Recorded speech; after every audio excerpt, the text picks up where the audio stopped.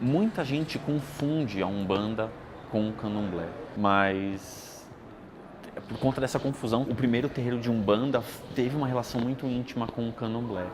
E ele foi, na verdade, um refúgio para quem não se encontrava na Igreja Católica. É um culto, é uma religião espírita, rituada, ritualizada, de origem euro-afro-brasileira. É assim que ela está definida, inclusive, na Carta Magna da Umbanda.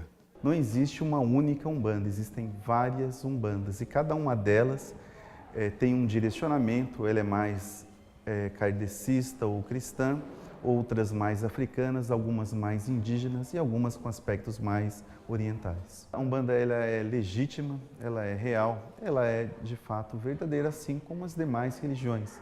Cada pessoa tem uma afinidade espiritual, tem uma forma de se encontrar com a sua religiosidade, a sua espiritualidade, e a Umbanda é um desses caminhos.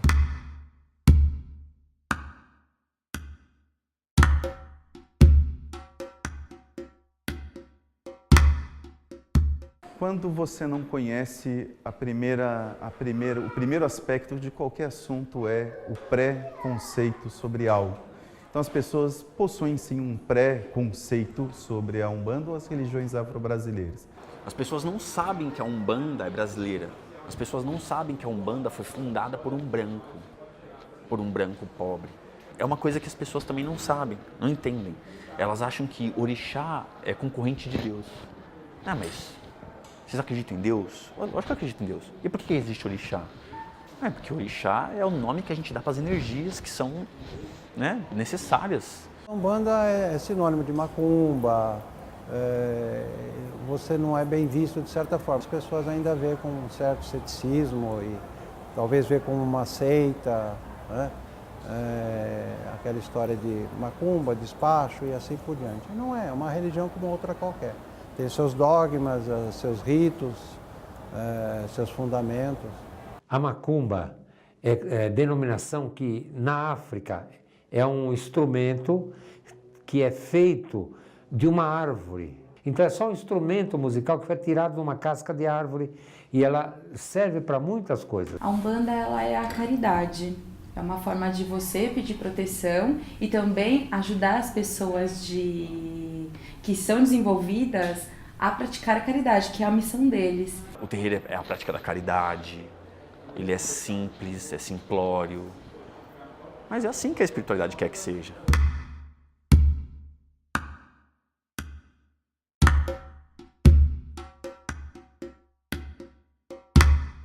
A incorporação é o processo em que nós temos o contato com as entidades espirituais, os chamados caboclos, pretos velhos e crianças. Esse é um processo em que há o desdobramento do corpo espiritual, nós temos um corpo material, o corpo espiritual se desdobra e a entidade, esse caboclo, esse preto velho, essa criança passa a atuar nesse corpo espiritual e a partir do corpo espiritual atua nas nossas cabeças e dá a chamada incorporação.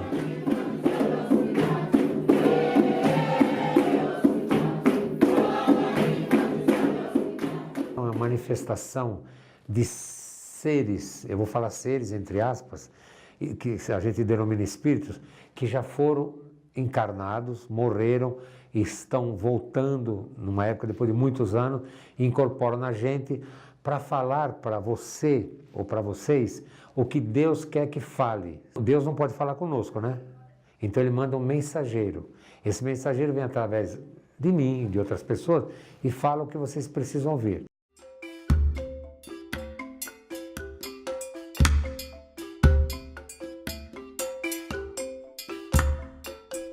As As oferendas são os elementos de ligação com as entidades, com os caboclos, pretos velhos, com as crianças e com os orixás. É através dessa comida, essa oferenda, é que nós temos contato com a espiritualidade, com o mundo espiritual.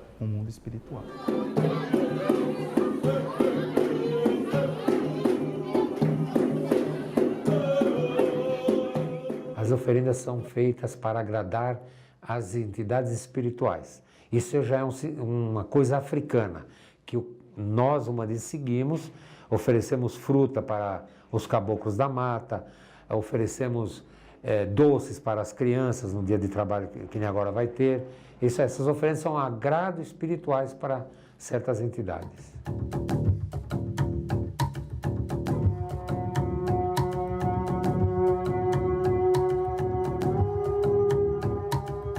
À direita são os espíritos de luz, né, como os caboclos, como os boiadeiros, como os baianos, né, que se denominam assim, né? À esquerda seria os Exus, que também é um orixá, mas seria a esquerda, seria os orixás, digamos assim, que cuidam da parte mais terrena, limpeza e assim por diante, né? Então são espíritos de luz também, mas só que eles são denominados de esquerda, Exus, orixás, pombagira. Os Exus não são nada do que falaram. Falaram há anos atrás, de 1950 para cá. A gente pode falar que o Exu é o espírito que desencarnou mais recentemente. Tá? E os espíritos vão ganhando elevação. Então um Exu pode virar mais para frente um preto velho e assim por diante, conforme ele for elevando a luz dele. O Exu é o cara que resgata as pessoas que precisam ser resgatadas. Ele trabalha toda essa parte kármica, toda essa parte de desgaste, de vício, de proteção.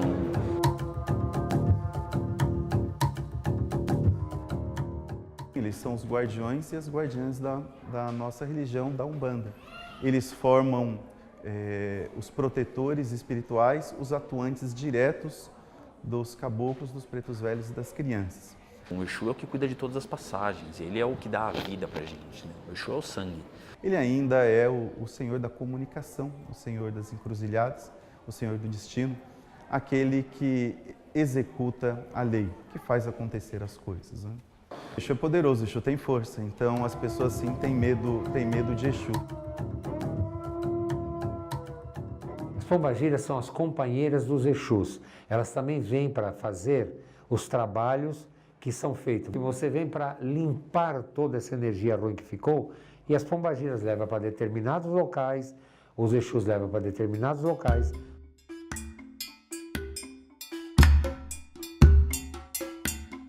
É a mesma coisa que você seguir os fundamentos da religião católica ou evangélica.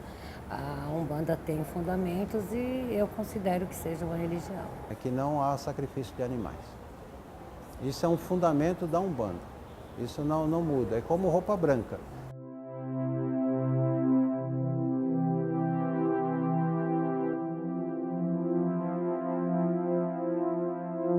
Existe preconceito sim na Umbanda, assim como nas demais religiões afro-brasileiras, que nós temos a presença, o aspecto das minorias, do negro, do índio. E por ser uma religião de origem, uma das suas vertentes, uma das suas origens africanas, há a questão do preconceito, a herança do período colonial. A questão da demonização talvez seja mais pesada ou mais vertente deles, né?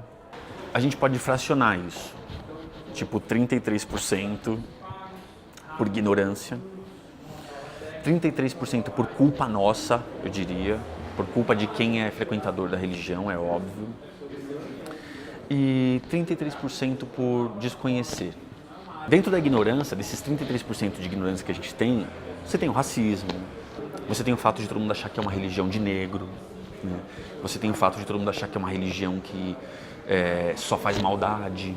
O preconceito é direto totalmente em tudo. O que eu acho é que eles acham que nós somos pessoas do mal. As pessoas acham que a gente só faz coisas que não deve. Colocar isso na cabeça do povo e a maioria vem nos procurar só para resolvermos problemas que não podem ser resolvidos. Quando a gente tem esse preconceito, é um combinado de coisas que não dá para apontar e falar assim, não, realmente, você que tem preconceito, você está errado. Porque muitas vezes o cara que tem preconceito, dentro do preconceito dele, ele está certo.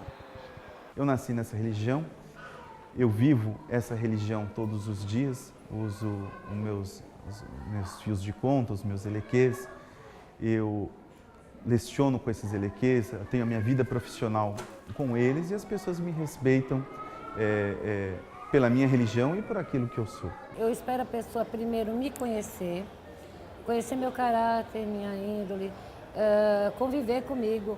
Aí quando a pessoa me conhece e sabe como eu sou e quem eu sou, aí eu falo que eu sou um bandista. Porque senão a pessoa não vai querer às vezes nem me conhecer. Infelizmente.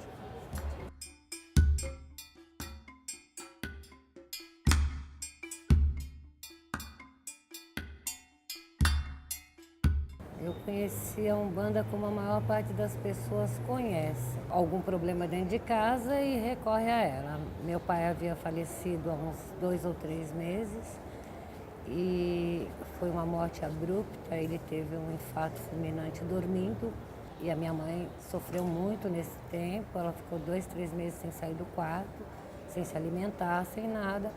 E recomendaram que ela fosse a um centro de Umbanda e ela foi. Eu nasci num terreiro de Umbanda, né? Eu fui batizado pelo caboclo da minha avó, Caboclo Lua, com 1 mês de idade. Eu tinha os trabalhos no terreiro da minha avó e a minha mãe trabalhava, meu pai tocava tabaco, minha mãe incorporava comigo grávida até, óbvio, até o certo período permitido, né? Sim, eu sempre fui um bandista, eu nasci na religião. Meu pai e minha mãe carnais fundaram esse terreiro. E eu nasci na religião, assim como meus irmãos. É a minha forma de ver o mundo, de enxergar o mundo. São os valores pessoais e espirituais que eu acredito e que eu ensino aos meus filhos e que ensino à coletividade que nos procura aqui nesse terreno.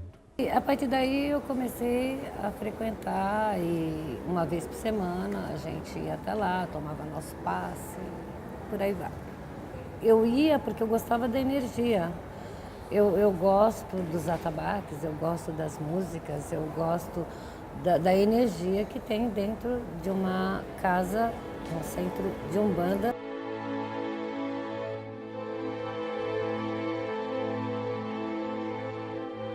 Umbanda representa para mim?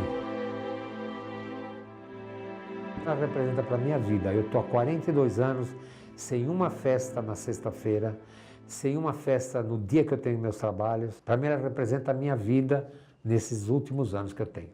A Umbanda, para mim, como toda religião, é uma forma de nortear a sua vida. É uma forma de você fazer sua reforma íntima, de você entender o mundo, como funciona, as pessoas, uma forma de ajudar as pessoas, enfim, uma forma de trazer um bem-estar para você, ser uma pessoa melhor. Esta foto vocês estão vendo, o seu Zélio de Moraes, a esposa dele, Dona Maria Isabel, e eu apareço no fundo, certo?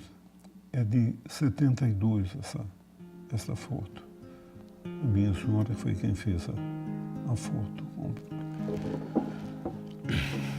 Ele mudou completamente minha vida, compreende? Mudou completamente a minha vida. Eu deixei tudo de lado. Deixei tudo de lado para fazer exatamente o que ele disse que eu faria. Tornar conhecido o trabalho dele.